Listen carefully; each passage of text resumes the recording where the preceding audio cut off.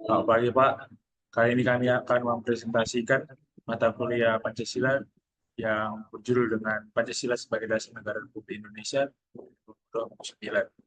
Dengan saya bernama Santos Rian. Perkenalkan nama saya Rivaldi Butar-Butar. Perkenalkan, nama saya Rafael Pangaribuan.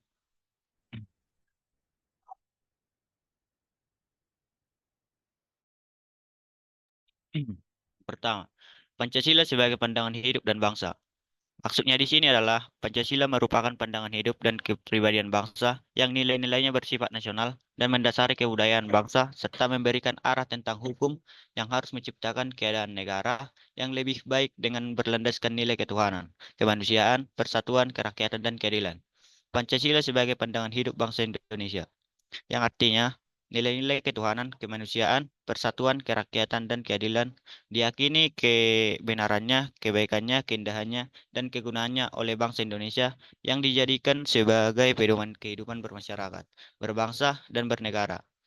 Nilai-nilai Pancasila melekat di kehidupan masyarakat dan dijadikan norma dalam bersikap dan bertindak.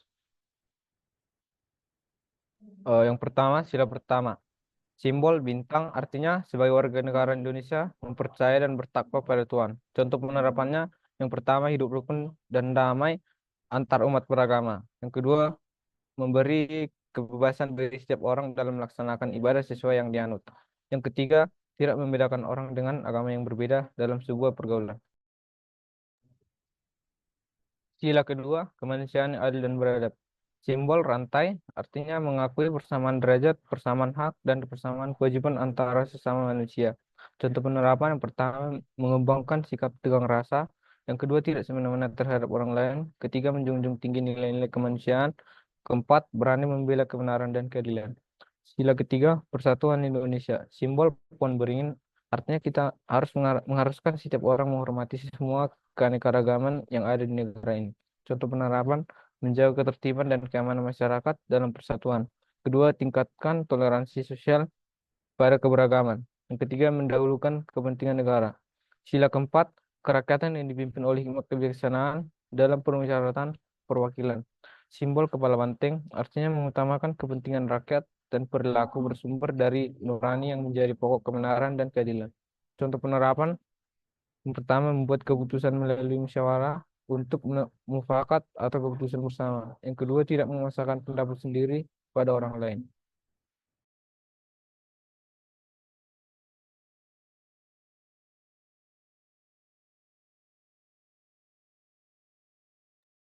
Sila kelima, keadilan sosial bagi seluruh rakyat, seluruh bangsa Indonesia, yang bersimbol padi dan kapas, yang artinya di sini adalah mengembangkan perbuatan luhur yang mencerminkan sikap dan suasana kekeluargaan.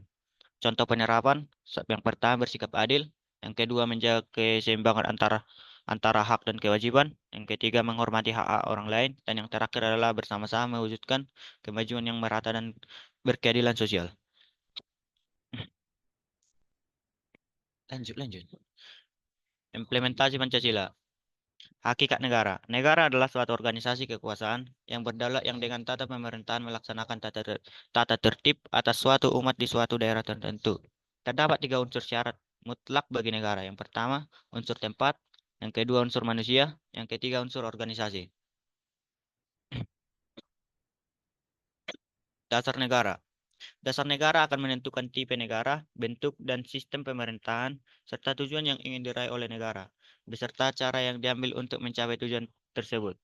Nampak Pancasila sebagai landasan negara bagi Republik Indonesia antara lain, Indonesia adalah negara kesatuan dengan bentuk republik, pasal yang tertulis dalam pasal 1 Undang-Undang Dasar 1945 Negara Republik Indonesia.